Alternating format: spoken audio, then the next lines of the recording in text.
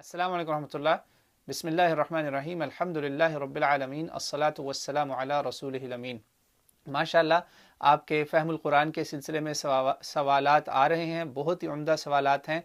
इंशाअल्लाह आज हम कुछ सवालात के आपके लिए जवाबात रिकॉर्ड करवाएंगे। एक सवाल यहाँ हमारे पास आया है कि क्या कुरान करीम शान नुज़ूल का मुहताज है।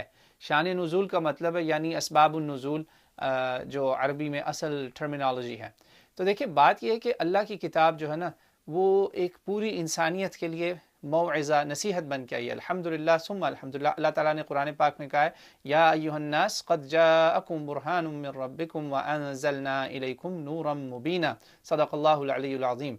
तो ये एक दलील है, हुज्जत है, सबूत हैं, इसमें बराहीन हैं, सबूत हैं रहनुमाई के, गुमराही से बचने के लिए अक़ली दलील है जिसे कहते हैं ना, आपकी इंटेलेक्चुअल आर्ग्यूमेंट। और उसके बाद साथ ही अल्लाह ताला ने उस आपके लिए रोशनी भी मुकर्रर कर दी कि आपने रास्ता कौन सा तयन करना है, कैसे चलना है।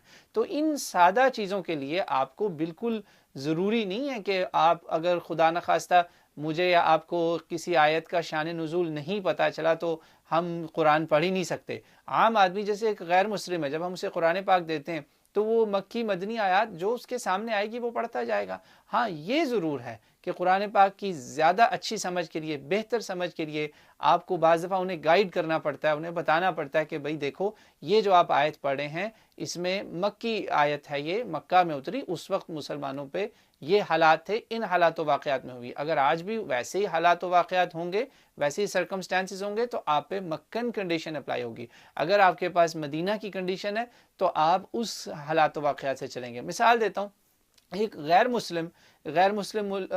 मुसलमान गैर मुस्लिम मुल्क में रहता है, जो वो कुरान के जो शरीयत के कवानीन है वो यहाँ नहीं लागू कर सकता। वो इसलिए नहीं कर सकता, अब वो फ़र्ज़ करने जाके अदालत में कहे नहीं जी मैं तुम्हारे कानून को नहीं मानता, यहाँ शरई सज़ा या शरई कानून होना चाहिए, वरना जो है मैं तो तुम्हारे कानून को बातिल समझता हूँ, तो भाई उसका रिज़ल्ट तो जेल ही होगा ना।